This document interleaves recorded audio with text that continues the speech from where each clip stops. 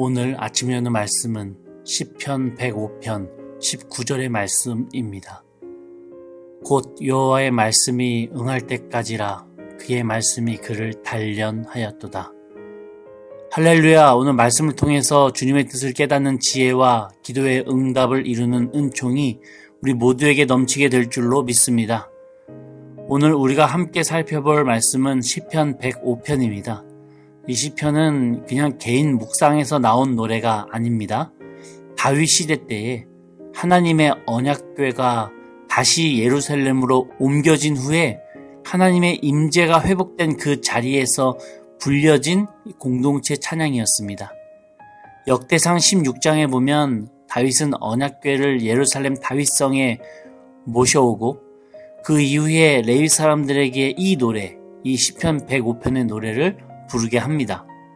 왜냐하면 언약궤는 단순한 상자가 아니라 하나님께서 우리 가운데 계신다라고 하는 임마누엘의 증거였기 때문이죠. 그러나 언약궤가 돌아왔다는 것이 이스라엘의 그 모든 형편이 완벽해졌다라고 하는 뜻은 아니었습니다. 여전히 문제는 많았고 불안은 남아 있었고 앞날은 불투명했습니다. 그런데도 다윗은 먼저 찬양하게 하죠.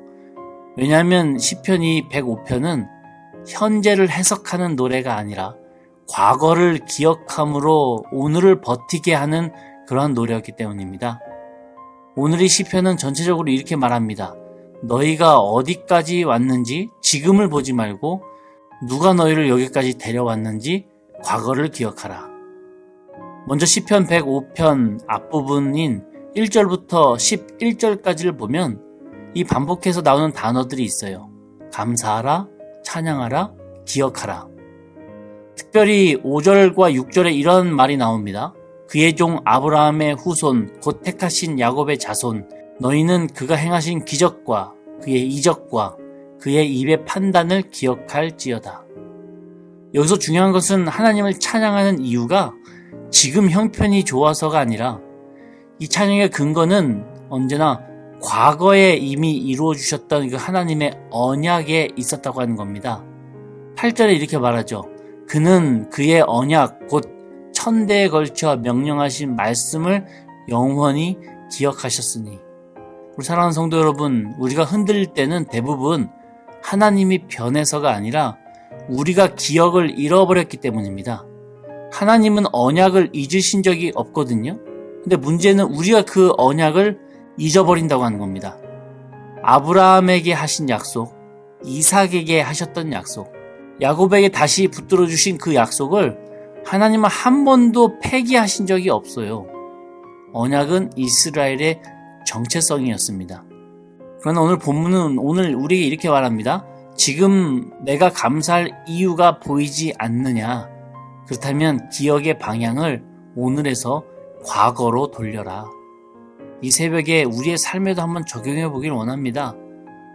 우리가 오늘 하루를 시작하면서 걱정과 불안부터 떠올리기 전에 하나님이 이미 해주신 그 은혜를 의도적으로 떠올려 봅시다. 감사는 감정이 아니라 결단입니다. 오늘 본문과도 같이 이미 나에게 베풀어 주신 그 하나님의 은혜를 되돌려 보며 감사할 수 있는 주의 자녀 되기를 간절히 소망합니다.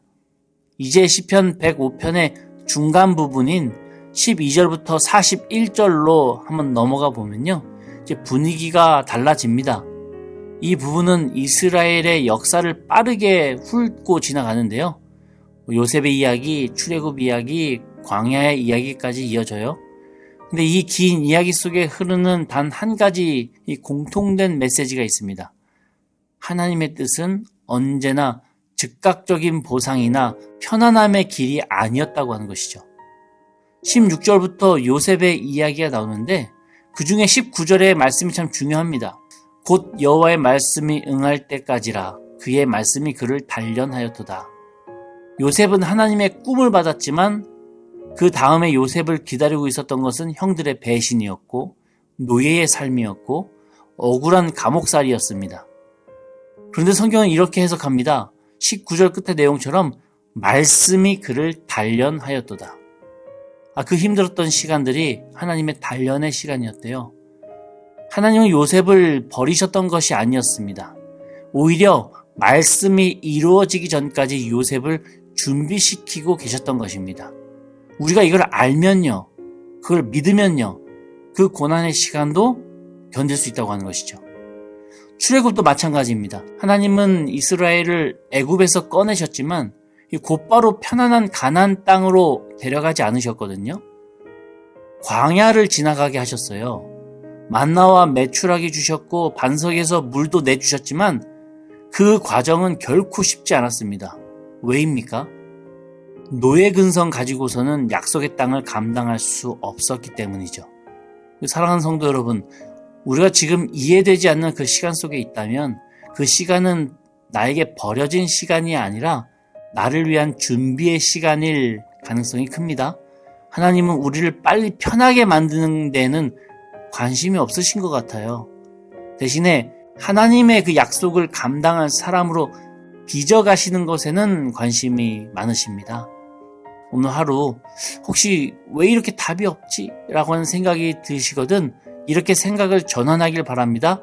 주님, 지금도 저를 단련하고 계신 줄로 저는 믿습니다. 그러기에 저의 미래가 두렵지 않습니다. 그 고백 하나가 오늘을 또 견디게 하는 힘이 될 줄로 믿습니다. 마지막으로 시편 105편의 끝부분인 42절부터 45절을 보면요, 여기서 시편 기자는 이 모든 이야기를 이렇게 정리해요. 마지막 45절인데요. 이는 그들이 그의 율례를 지키고 그의 율법을 따르게 하려 하심이로다. 할렐루야. 이 말씀이 사실 이 시편의 결론입니다. 하나님께서 언약을 기억하라고 하셨던 그 이유, 고난을 통과하게 하셨던 그 이유, 광야에서 먹이시고 입히셨던 그 이유는 단 한 가지라고 하는 거예요. 편하게 살게 하려고 하시는 것이 아니라 다르게 살게 하려는 하나님의 뜻이었다고 하는 것이죠. 다른 삶. 은혜의 목적은 안락함이 아니라 구별된 거룩함에 있었습니다. 하나님은 우리를 살려주셨습니다. 근데 그 살려주심의 목표는 남들보다 편한 인생이 아니라 하나님을 닮은 인생, 세상과 구별된 삶이었다고 하는 것이죠. 그래서 순종이 나옵니다. 순종은 억지로 하는 그 의무가 아니라 은혜를 기억하는 사람이 자연스럽게 살아내는 삶의 방식입니다. 오늘 새벽 이 말씀 붙들고 이렇게 적용해 봅시다. 오늘 하루 선택의 순간에서 이렇게 물어보길 원합니다. 이 선택이 나를 편하게 만드는가? 아니면 하나님을 더 닮게 만드는가?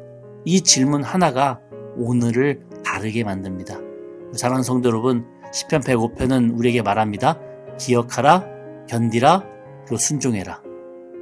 언약을 기억하며 감사하고 이해되지 않는 시간 속에서 하나님의 뜻을 신뢰하며 견디고 결국 거룩한 삶으로 응답하는 것, 이것이 하나님 백성의 길이라고 하는 것이죠. 오늘 하루도 그 거룩한 백성의 길을 묵묵히 걸어가시는, 하나님과 동행하시는 저와 우리 성도님들 다 되시기를 주님의 이름으로 간절히 축원합니다. 아멘. 우리 함께 기도하시겠습니다.